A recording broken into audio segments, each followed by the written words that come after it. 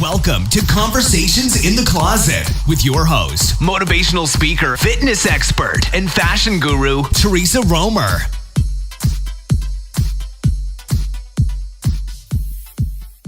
I have my co-host along with me, Maz. Hi, Trisha. How are you? I'm good. How are you? I'm doing good. About a stressful weekend, but I survived. How was yours? Oh, it was absolutely amazing. Had so much fun. Took my grandkids to a farm this weekend. Oh my God, they just loved it. I'm glad one of us enjoyed it because I was on a bumpy road. But yeah, but those bumpy roads make us appreciate the good times. Oh, absolutely, absolutely. So how were the kids were loving the farm? Oh gosh, yeah. I mean, they got to see all kinds of new animals, like new baby deer and new baby goats and new chickens. It was so cool. I mean, for city kids, I don't think city kids often realize what farm life is like, so I think it's fun for them to get to experience that and, go get the chickens, the eggs from the chickens and have the chickens run after you. Chickens are coming home. The chickens are coming home. Yeah, but one of the chickens jumped up out of the little nest and flew right at Zach. He came out of that chicken house just screaming. That's good. I always say that the best interaction that kids can experience in their lifetime is to start off with animals. Yes. That's how you soften their souls and get them interacted. Well, that's good to hear. It's too bad our podcast isn't all about animals. Yeah, I started it off. Why do I get the feeling you're going to turn it into something very crazy, animal-like type? Because that's just me. So, with that said, I would love for our topic today to be about sex. Wow. Ooh. Okay. I'm scared. I'm scared to come into this conversation unprotected, but I'm giving you the benefit of the doubt to take over. Oh, well, it's often a subject that most people don't want to talk about, and it's too bad because maybe if more people talked about it and were more open about it, we wouldn't have so much problem in the world with people having to go outside of their relationships to get sex. Maybe that should be your second book. Well, I kind of almost wrote a book about it. My very first book I ever wrote with my co-author, Kim Jackson, was called Nude, Unveiling Your Inner Beauty and Sensuality. And it's all about a woman trying to peel back those layers and be the woman that her man fell in love with from the very beginning. And sometimes women become so infatuated with being a mother that motherhood sometimes consumes their life, and they seem to forget that the man came first, Oh, absolutely. I have to tell you that I've seen that happen. I agree with you 150% on this topic. A lot of women get involved in their daily lives so much that they actually even forget they have a partner. Exactly. And I try to explain to women, the man did come along before the kids, and actually you wouldn't have those kids if it wasn't for the man. And the man is going to stay there after the kids are gone. So. Exactly. So long after the kids are grown and in college or married or whatever, you still have to be with that man, So, that first book I wrote was really all, trying to help a woman remember that the man did come first. And sometimes she needs to step back and take a look at herself and go through some of the exercises I have in that book to get her sexy back, and to be with her man again instead of just thrown him to the curb. Do those exercises involve Kama Sutra and No. The Theresa Roemer therapy. Although I'm sure I could teach a few classes. But no, it's just easy. It's a step-by-step guide trying to help a woman peel back those layers and get back to that sexiness. Some of the women that we actually interviewed during writing that book, we actually interviewed like 100 women. And there were some women that said they could not remember the last time they'd had a pair of high heels on and had gone on a date with their husband. Oh, wow. I think that's hitting the borderline of insanity if someone doesn't remember when the last time that they actually took care of themselves and went out with their husband. Right. And, so many women just live in, fitness wear, active wear, or whatever. And they're in those outfits from day till night. And Oh, yeah. A lot of them could not remember the last time they'd had a pair of high heels on. And so basically, like I said, we took them through a step-by-step on how to get that sexy back. But, my question is, for you, how much sex do you think is too much or too little? Well, I'm a business guy, so Sure. I'm working all the time. Sure. My wife runs her own business as well. As you know, she's a makeup artist. So both of us have careers that are just, at the highest peaks, and we have 3 kids. I'm going to tell you, it's a tough job. It's tough keeping the romance alive with 3 kids, having 2 careers, barely seeing each other. But after, 19 years of marriage, which I married very, very, very young. Like you when you were 10. Like when I was 10. Because you know how guys, we don't mature like you guys. We're like 10 years behind, 5 years behind. When you guys are 30, we're 25. So it goes on and goes on. It's very difficult. It's very difficult to keep a romance alive. But, I always try to go back to the reason why I fell in love with her. And when you pinpoint that, I guess the sexual arousing comes in the mind when you think about the love that you have for that person, even through the stress and through the work and through everything. I think a normal relationship could possibly have a good, healthy relationship is maybe sex 3 times a week, 4 times a week. Right. And so, my husband, he just, God bless his soul, he just turned 71. And I think, happy birthday to Lamar. Yeah, but I think he's got a libido of like a 19-year-old. Seriously. Well, he needs to inject me with some of that. Some of his testosterone, because mine is dropping drastically with the stress of work and everything in daily life.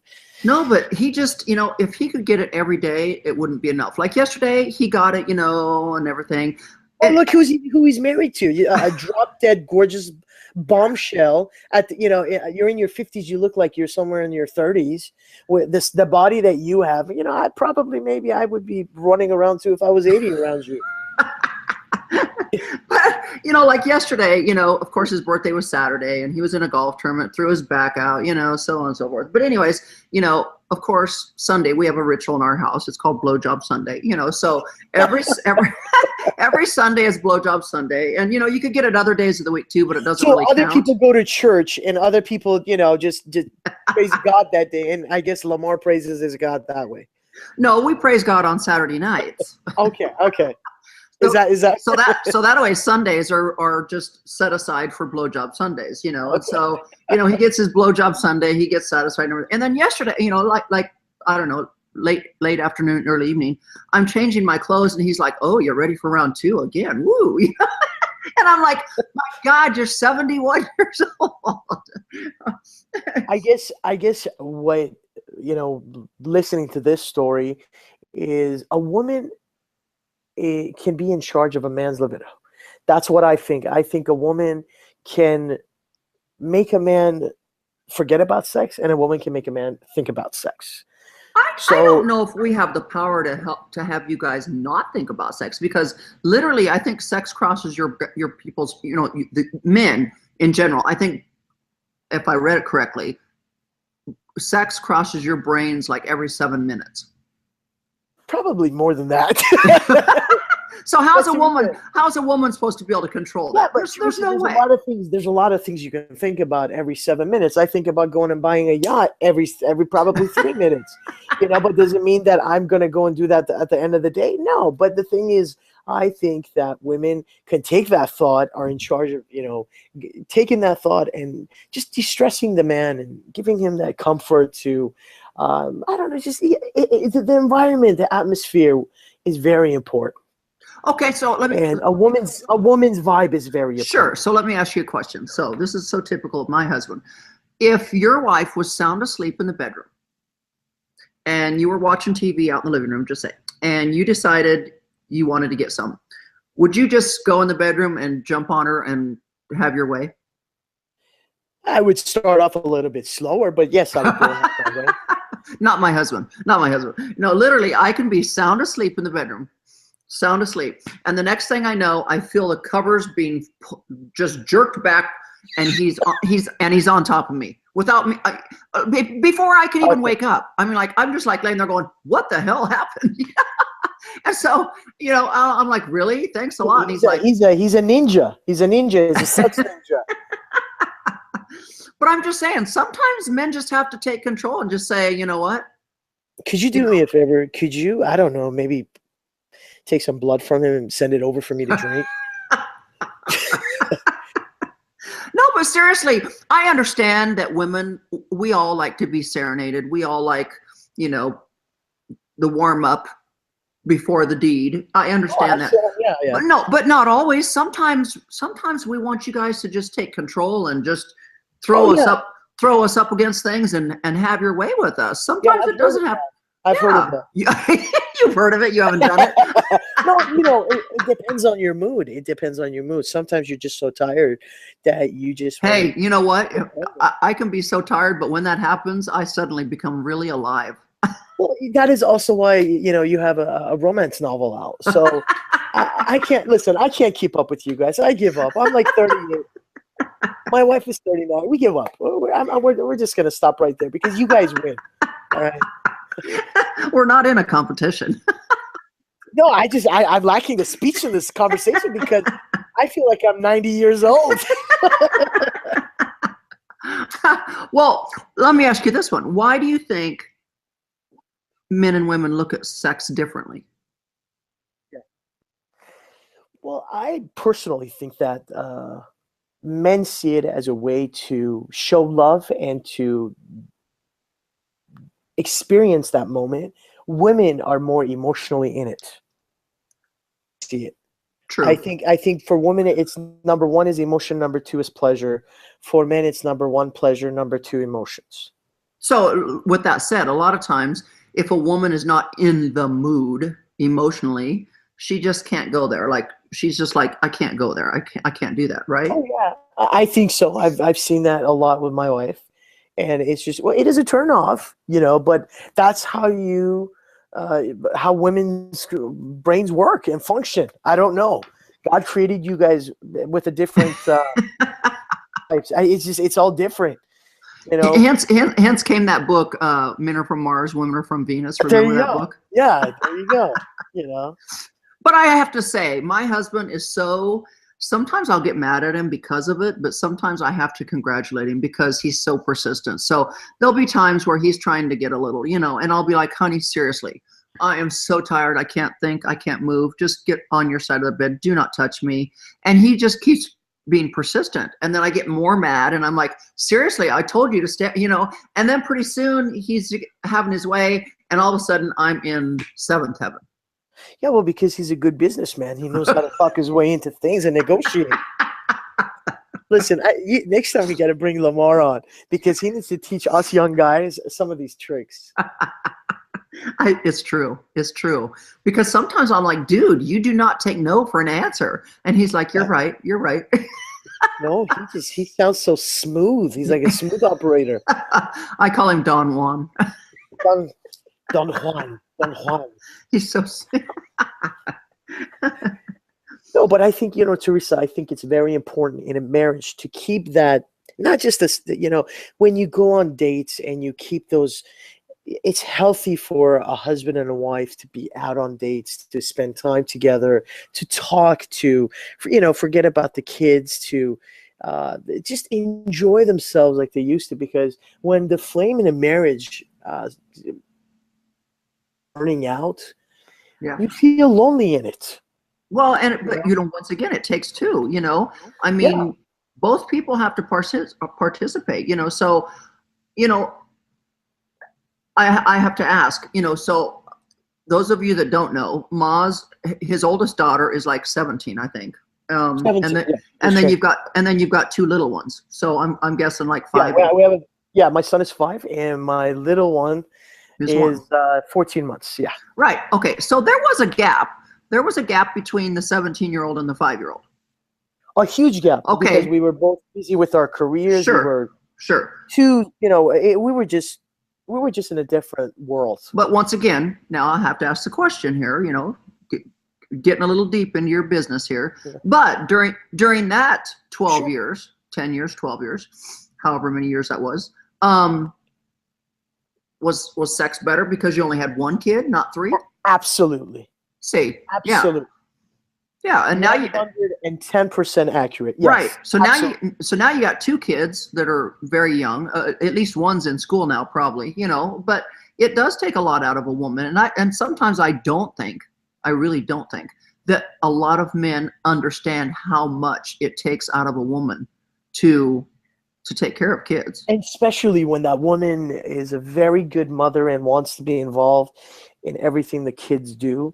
Right. And wants to give them that time and that embrace of motherhood for them to grow and, learn. So yes, if you have a wife that is really involved with the kids, it does get a little bit difficult. My wife and I, the love is still there, but yet we seem to not just find that time that we should for each other. Right. However, we push each other to have that one day during the week where we have to be together. We're going back to striving for that again, but it's difficult, especially in California. You guys have it a little bit more mellow in Texas. Why would you say that? Well, because there's more nature there. There's more lifestyle there. There's more. It's a different vibe. Over here, we're all just running around like robots, and it's just. The more you have in your career, the more you're running around, and you need discipline. Like you have discipline, Theresa. You know when to stop, when to relax, when to enjoy a drink, when to talk to friends, when to have a nice event. I don't know how to do that. You need to teach me that. Yeah, but I think when I was your age, I didn't know how to do that either. But that's why it's so important that someone like you that has all this knowledge and experience, coming from fitness all the way to, relationship expertise and sex advice and all these things. I think it's so important that you share this with your followers, with the people around you. Believe it or not, people are in such need of this information nowadays. And this is funny that you touch on this subject. So back when I was about your age, I went to this life coach.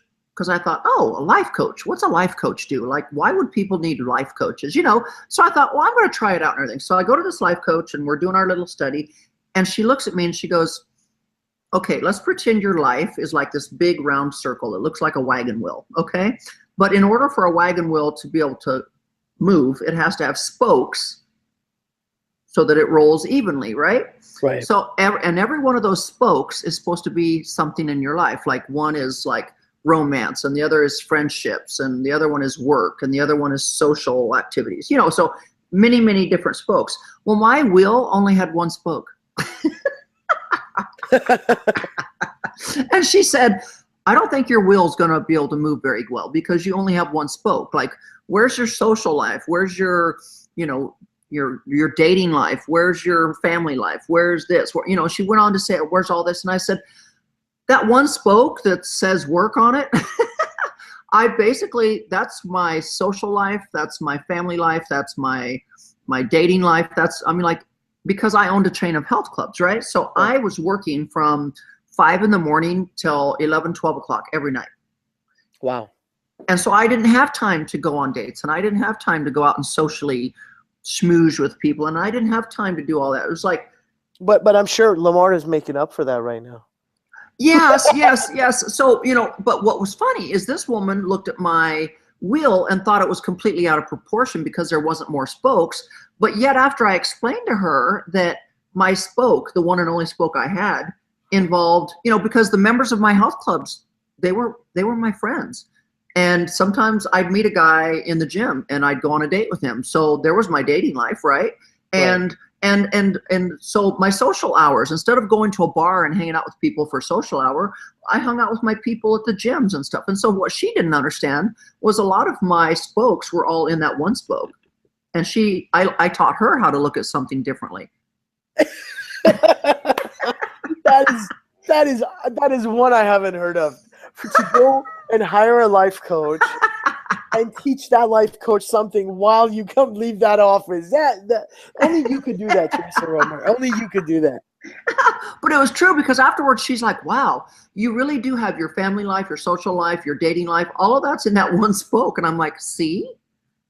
So I taught her how to look at things differently too. She thought I had to go and have all these other spokes. And so it was interesting. But all I've got to say, my takeaway is you just have to remember to keep each other happy, Absolutely. and that's what matters. And everyone's needs have to be met sooner or later, because eventually if your needs are not met, you're going to venture out and you're going to look for it elsewhere. And then we know what that leads to. So, that leads to drama and extra stress that no one needs in their life. So right. So, as much as we don't like to talk about it with our spouses and our loved ones, it's something that needs to be talked about, because otherwise, if you let too much of that space and time and bad water under the bridge, we know what happens. What do you think is the healthiest sexual relationship to have with your partner during the week? What is normal for you?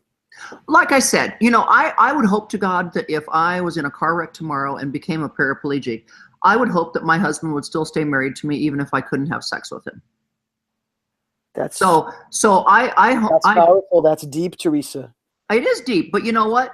I think love goes more than just sexually. I think Absolutely. You just have to look at it that way. Say if my spouse was in a car accident tomorrow and became a paraplegic, would I be able to survive and stay married to this person without having sex ever again? Right. I would, and I know Lamar would. And no matter how much sex is a part of our lives, like it is, because we are very sexually active, I know tomorrow, if that happened, we would stay married forever, because our love runs deeper than sex. But sex is a nice additive to a healthy relationship.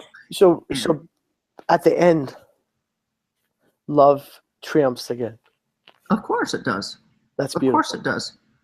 I agree. What if your spouse came back from the war over in Iraq and didn't have arms and legs anymore? You just have to say, woe's me, I'm not getting laid as often as I want, God, but then you have to go, good God, I got it made so easy. Even if I only get sex once a month, I might be getting it more than the guy next door, because he doesn't even have a prostate anymore. He can't get it up, so right.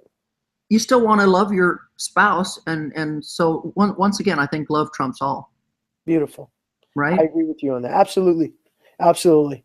I agree with you. Well, guys, I hope you really, really enjoyed our conversation today, because I think it was a good one. It was a much needed one. I loved it. I feel cleansed. And I hope we gave everyone a new perspective on sex. So with that said, make sure you get out there and find me everywhere on social media. I am on Twitter, Facebook, Pinterest, Snapchat, Instagram, you name it. And once again, make sure you get out there and find our podcast. It's out there on YouTube also, and check out my other YouTube channel also. So with that said, I hope you all have a great, great week. I know we are going to, and thanks, Maz. Once again, it was a great topic, and see you all next week. Thank you, Theresa. Have a wonderful, wonderful day, everybody. You've been listening to Conversations in the Closet. We will return again same time next week. Brought to you by NI30D Athletics.